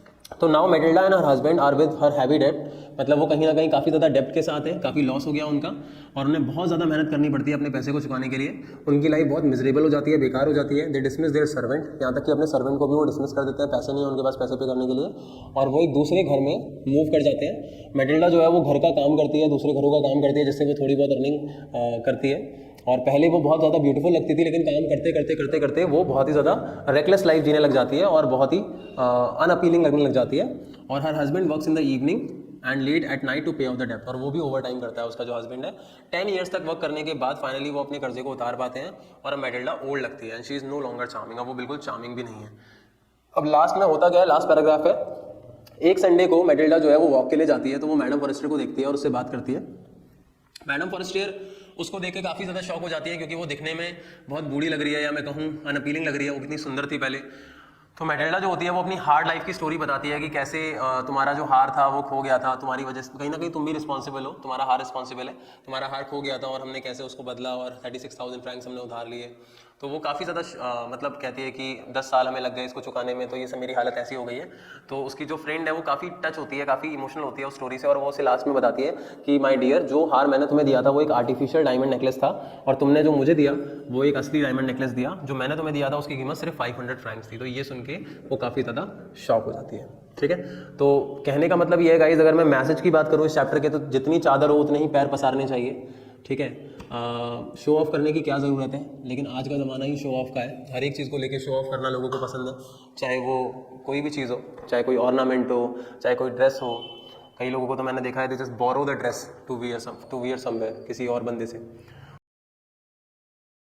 तो आज करने वाले हैं हम अपना इंग्लिश का एक और new chapter 10th class English के लिए, और ये चैप्टर जो है इसका नाम है भोली। तो भोली द सिम्पलिटन जो कि करेक्टर है इस चैप्टर के अंदर, उसके ऊपर ये चैप्टर बेस्ड है।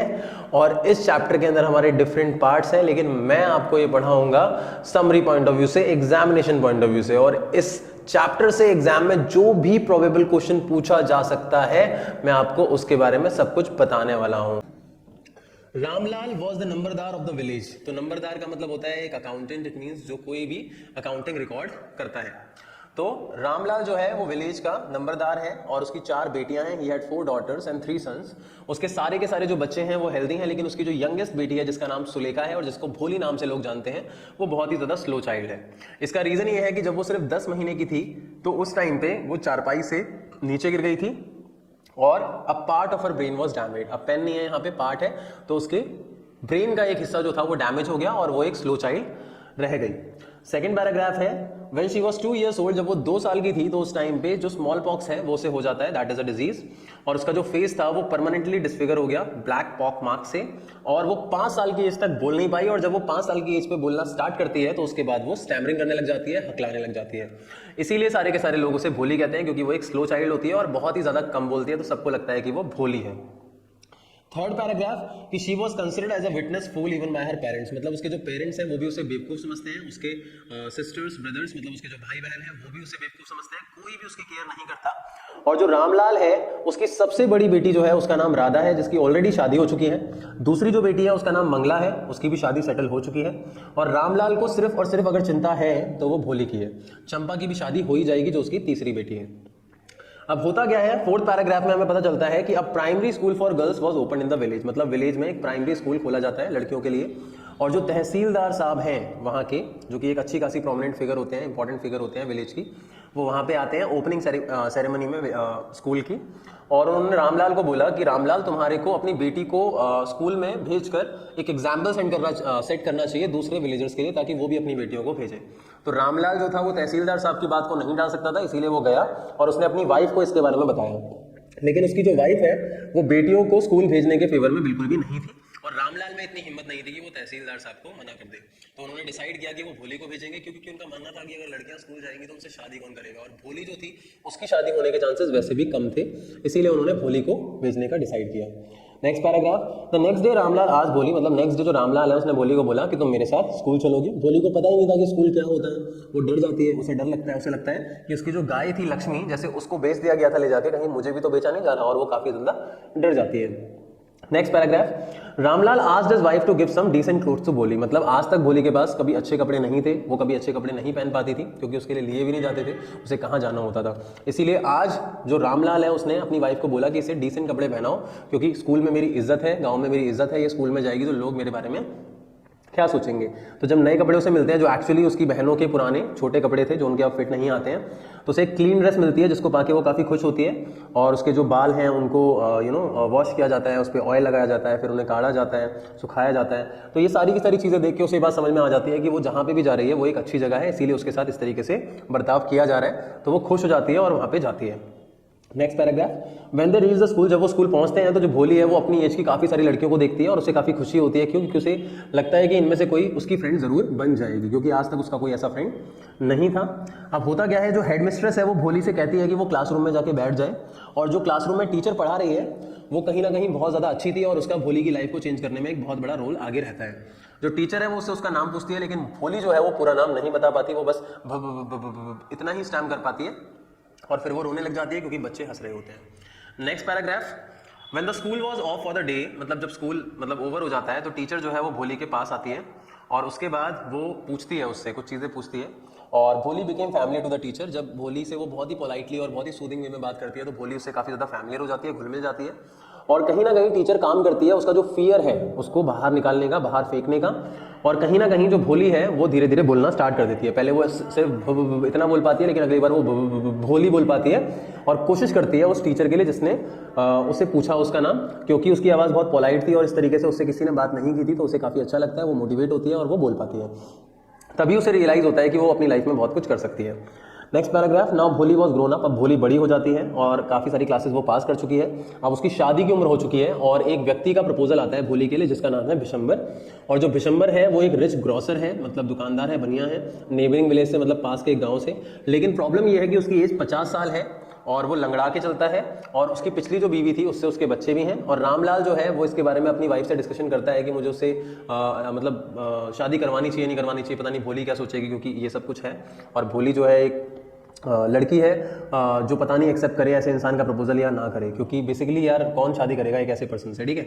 लेकिन उसकी जो वाइफ है वो कहती है कि भोली तो डम काऊ है, गूंगी गाय है, वो क्या बोलेगी। लेकिन भोली ये सारी बातें सुन रही होती है पर फिर भी वो मना नहीं करती, अपने पेरेंट्स के लिए वो उसे शादी करने के लिए तैयार हो जाती है।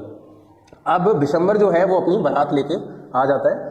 Next paragraph, Bhishambar came with great pomp and show for the wedding, मतलब वेडिंग में पॉम्प शो के साथ, मतलब काफ़ी ढोल नगाड़ों के साथ वो आता है और सारे लोग खुश होते हैं। जो भोली की सिस्टर्स होती हैं वो भी आई होती हैं और वो काफ़ी जेलस फील करती हैं भोली के लक से। क्यों? क्योंकि कहीं ना कहीं उनकी शादी इस तरीके से नहीं हुई थी। और जो रामलाल है उसे भी बहुत खुशी होती है कि उसने उम्मीद नहीं की थी कि मेरी सबसे छोटी बेटी की शादी इतनी धूमधाम से होगी।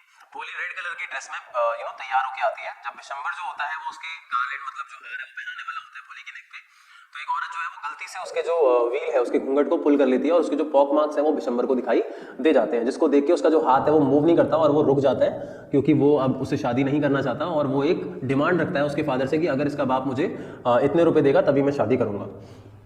तो next paragraph, Bhishambar saw Bholi's face covered with pock mark, तो वो देखता है तो वो मना कर देता है। टू मैनी हर नहीं है गाइज, ये मैरी हर है तो ध्यान रखना। लेकिन काफ़ी सारी रिक्वेस्ट के बाद वो मान जाता है जब उसके फादर उसे 5000 रुपीज़ देने के लिए रेडी हो जाते हैं। नेक्स्ट पैराग्राफ, लेकिन भोली को ये चीज़ मंजूर नहीं होती क्योंकि एक लालची इंसान से अच्छा ये है कि आप एक बदसूरत इंसान से शादी कर लो या एक ऐसे इंसान से शादी कर लो जो शायद उतना एबल नहीं है, ठीक है, क्योंकि लालची इंसान बिल्कुल भी ठीक नहीं है, उसका लालच समय के साथ साथ बढ़ता जाएगा। तो नेक्स्ट पैराग्राफ में Ramlal put the bundle of 5000 rupees उसके सामने रख देता है पीठ पे। भिशंबर को जीत का महसूस होता है और वो गार्लैंड को उठाता है और अपनी होने वाली धर्मपत्नी के नेक पे डालने वाला होता है। लेकिन भोली जो है वो उस गार्लैंड को फेंक देती है इस तरीके से और वो कहती है कि वो एक ऐसे मीन, ग्रीडी और कावर्ड, डरपोक इंसान से शादी नहीं करेगी और बारात जो है वहाँ से चली जाती है। इवन जो कंफ्यूज बैंड्समैन होते हैं वो विदाई का म्यूजिक बनाने लग जाते हैं। लास्ट पैराग्राफ, रामलाल जो होता है वो काफ़ी ज़्यादा दुखी होता है, शेमफुल फील कर रहा होता है। इवन जो लोग थे वो भी मजाक उड़ा रहे थे। लेकिन भोली अपने फादर को कंसोल करती है, उनको समझाती है और कहती है कि मैं आपकी ओल्ड एज में आपकी मदद करूंगी और मैं सेम स्कूल में पढ़ाऊंगी जहाँ मुझे एजुकेशन मिली है। और जो टीचर होती है जिसने उसको पढ़ाया था, ये सब कुछ समझाया था या उसे बड़ा करा और ये सारे जो चीज़ें वो सीख पाई है कि लाइफ में कैसे जीना है, कैसे लीड करना है लाइफ को, वो साइड में ही खड़ी होती है और वो अपनी मैम से पूछती है ना मैम मैं सही कह रही हूँ ना। तो वो बहुत खुश होती है क्योंकि उसने एक पर्सन को अपनी लाइफ में जीवन जीने का सलीका सिखाया। तो गाइज आई होप आप लोगों को ये चैप्टर अच्छे तरीके से समझ में आ गया होगा। इस चैप्टर का नाम भोली है और बहुत बड़ा चैप्टर है वैसे देखा जाए तो, लेकिन जितनी भी बातें मैंने आपको बताई हैं वो एकदम पॉइंट टू पॉइंट है और बहुत ज़्यादा इंपॉर्टेंट है आपके एग्जाम्स के लिए। अगर आप इतनी चीज़ों को भी प्रिपेयर करके जाओगे तो आपका एग्जाम जो है वो बेस्ट होगा, ये मेरा मानना है। दूसरी बात, अगर मैं इंपॉर्टेंट क्वेश्चंस की बात करूं तो हमारे जो नोट्स हैं उसमें मैंने इंपॉर्टेंट क्वेश्चंस दे रखे हैं। अगर आप मेरे से नोट्स के लिए मैसेज करते हैं मैं आपको नोट्स दूंगा। अगर आप उन क्वेश्चंस को अच्छे से प्रिपेयर करोगे तो वो आपके लिए बेस्ट होगा। और आज करने वाले हैं हम 10th क्लास इंग्लिश का एक और न्यू चैप्टर, और वो चैप्टर जो है वो footprints without feet supplementary reader book का लास्ट चैप्टर है जिसका नाम है the book that saved the earth.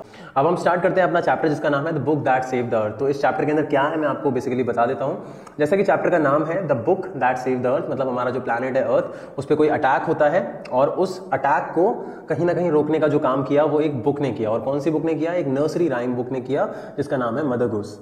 तो किस तरीके से एक बुक जो है अर्थ को सेव करती है ये इस चैप्टर के अंदर बताया गया है। ये चैप्टर एक ह्यूमरस प्ले है और इस प्ले के अंदर हमारे को कुछ कैरेक्टर्स के बारे में बताया गया है जिनमें से कुछ कैरेक्टर्स जो है वो मार्शियंस हैं। मार्शियंस मतलब मार्स पे रहने वाले जीव, और उनका जो राजा है, उनका जो रूलर है उसका नाम थिंक टैंक है। तो ये एलियंस जो है वो अर्थ पे अटैक करने की कोशिश करते हैं और किस तरीके से एक बुक जो है लाइब्रेरी में, मदर गूस नाम की राइमिंग बुक जो होती है पोएम्स की, वो अर्थ को बचाती है। तो ये प्ले जो है प्रेजेंट किया गया है हमारे को और फ्यूचर में ये सब कुछ सेट हुआ है, ठीक है, फ्यूचर मतलब आने वाले टाइम में। तो चलिए स्टार्ट करते हैं। इसमें क्या है, मैं पैराग्राफ वाइज बताऊंगा, जो भी पैराग्राफ्स इंपॉर्टेंट है, अगर आप चाहें तो एज अ नोट आप स्क्रीन से नोट कर पाओगे, ठीक है।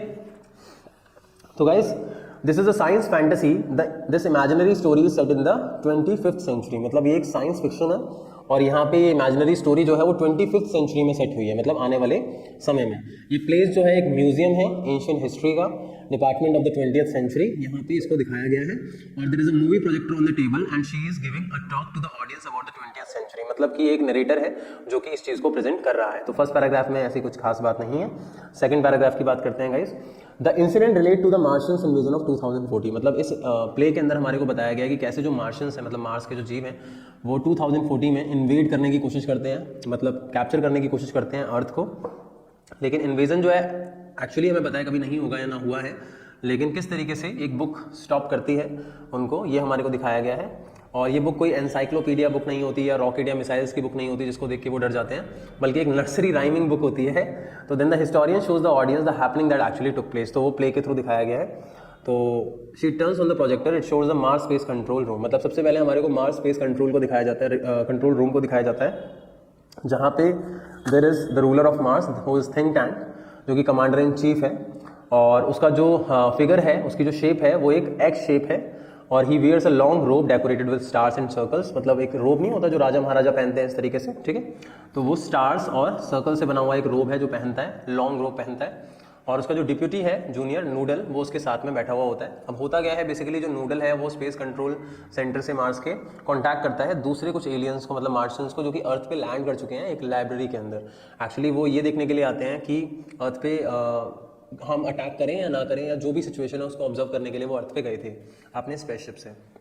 तो नेक्स्ट पैराग्राफ है, think tank has already sent a manned spacecraft to the Earth, उसने भेजा है और पर्पस है इन्फॉर्मेशन कलेक्ट करना अर्थ के डिफेंस सिस्टम के बारे में और स्पेसक्राफ्ट में वापस आ जाना, और फिर उसके बाद वो अटैक कर देंगे वहाँ पे। फोर्थ पैराग्राफ है, think tank ask Noodle to place him in communication with their manned space probe, मतलब जो थिंक टैंक है वो नूडल को कहता है कि मुझे कम्युनिकेशन करनी है, मुझे बात करनी है, किससे, उन लोगों से, मतलब उन एलियन से या उन मार्शियन से जो गए हैं वहाँ पे।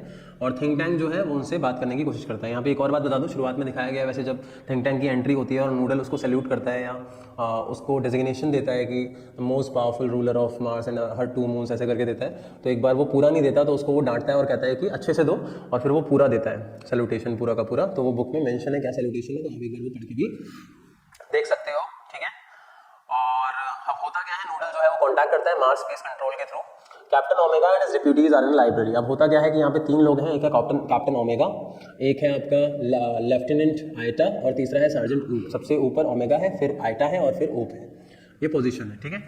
फिर वो आए थे सीक्रेट्स लेने के लिए और उससे, और वो लाइब्रेरी में आए, हालांकि उनको नहीं पता कि वो जगह क्या है। वहाँ पे उन्हें बुक्स दिखाई दे रही हैं लेकिन बुक्स के बारे में वो जानते ही नहीं है। थिंक टैंक जो है वो कैप्टन ओमेगा से बात करता है कि वो पहुंचे हैं या नहीं पहुंचे, तो वो बताता है कि हाँ भाई पहुंच गए हैं। Next paragraph, as they have never seen a library before, उन्होंने कभी भी कोई लाइब्रेरी नहीं देखी थी तो उनको पता ही नहीं होता कि वो कहाँ पे है।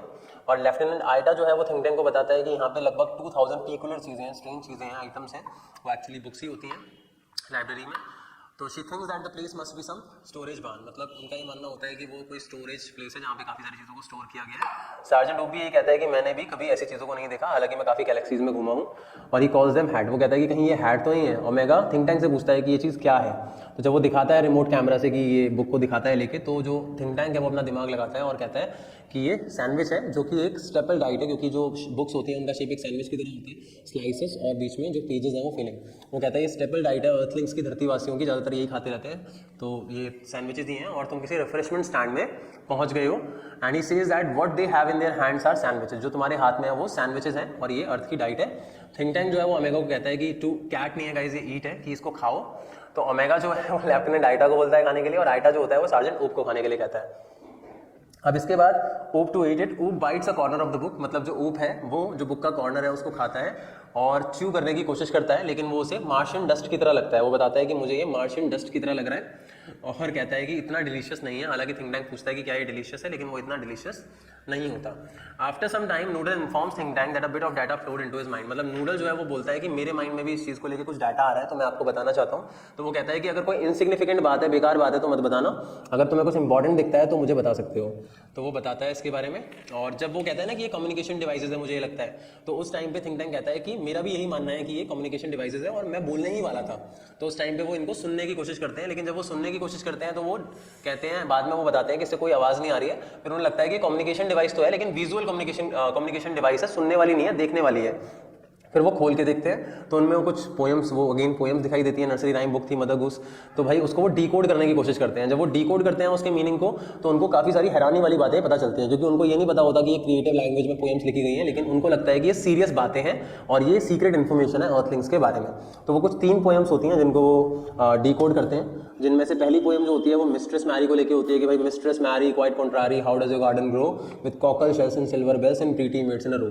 तो इस पोएम के साथ वो डीकोड ये करते हैं कि भाई ये जो अर्थलिंग्स हैं वो इतने ज़्यादा इंटेलेक्चुअल हैं कि इन लोगों ने जो माइनिंग है वो कल्टीवेशन के थ्रू स्टार्ट कर दी है।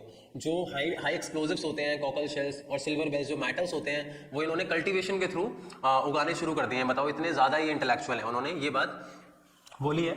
और जो प्रीटी मेड्स है, सुंदर सुंदर मेड्स हैं, नौकरानियां हैं, वो भी ये गार्डन में उगा रहे हैं। मतलब कितने हाईली इंटेलेक्चुअल हैं कि ये जो रेयर चीज़ें हैं, बहुत ज़्यादा एक्सपेंसिव चीज़ें हैं, उनको गार्डन में कल्टीवेशन के थ्रू वो उगा रहे हैं। फिर दूसरी एक और पोएम पढ़ते हैं, and that is about hey diddle and cat and the fiddle and the cow jumps over the moon. तो ये बेसिकली एनिमल्स के बारे में होती है कि किस तरीके से जो एनिमल्स होते हैं वो आपस में बात करते हैं, कम्युनिकेशन करते हैं। और जो एनिमल्स हैं जब वो आपस में बात कर पा रहे हैं with the help of language, तो ये लोग ये सोचते हैं कि कितने ज़्यादा इंटेलेक्चुअल हैं कि ये बात कर रहे हैं आपस में। हाउ इज इट पॉसिबल कि मतलब जो ह्यूमन बींग्स हैं वो इतने ज़्यादा इंटेलेक्चुअल हैं कि उन्होंने अपने एनिमल्स तक को भी, पेट्स को भी बात करना सिखा दिया है। ठीक है। और नेक्स्ट चीज जो है वो यहाँ पे सिविलाइजेशन के ऊपर अगेन एनिमल्स की वजह से हो गया। और लास्ट जो है आपका, हाँ, काऊ का पॉइंट होता है कि इतने ज्यादा इंटेलेक्चुअल है कि इन्होंने अपने पेट्स को मून तक भेज दिया है। और थर्ड पॉइंट होता है आपका जो कि थिंक टैंक के ऊपर होता है, और वो हम्टी डम्टी की पोएम होती है, जिसमें Humpty Dumpty actually think tank है, क्योंकि उसकी इमेज जब वो देखता है कि हम्टी डम्टी कौन है जिसके पीछे ये लोग लगे हुए हैं, क्योंकि जो किंग के हॉर्सेज है, मैन है, वो हम्टी डम्टी का पीछा कर रहे हैं, तो वो अपने आप को कंसिडर करता है कि ये मेरा पीछा कर रहे हैं, हम लोग उन पे अटैक करने की सोच रहे हैं, ये ऑलरेडी प्लानिंग कर चुके हैं हमारे पे अटैक करने की। तो ये सारी की सारी बातें जब वो डिकोड करते हैं तो उनको समझ आता है कि अर्थलिंग से मुकाबला करना हमारे बस की बात नहीं है, और उसके बाद वो वहां से जाने का सोचते हैं। देन ऊप reads the nursery rhyme Humpty Dumpty, मैंने बता दिया, shows the picture of Humpty Dumpty जो कि थिंक टैंक होता है। तो वो भाग जाते हैं वहां से, ठीक है, अपने आप को प्रोटेक्ट करने के लिए। और लास्ट में राइटर ये बताता है कि कैसे मार्शियन इन्वेजन से उस नर्सरी राइम बुक ने उन लोगों को बचाया। तो आई होप आपको ये बात समझ में आ गई होगी कि किस तरीके से एक बुक जो है वो अर्थ को सेव करती है मार्शियन इन्वेजन से, and that was the best thing about the book. तो बुक बहुत प्रेशियस है और हमारे को उनको सेव करना चाहिए, हमारे को उनको संभाल के रखना चाहिए। आई होप आप लोगों को ये वीडियो अच्छी लगी होगी, आपको ये चैप्टर अच्छे तरीके से समझ में आया होगा। और अगर आपको ये चैप्टर समझ आया है, वीडियो अच्छी लगी है, तो इस वीडियो को लाइक जरूर करें, शेयर जरूर करें, कमेंट जरूर करें, और सबसे इंपॉर्टेंट इस चैनल को सब्सक्राइब जरूर कर दें। Thank you so much for supporting.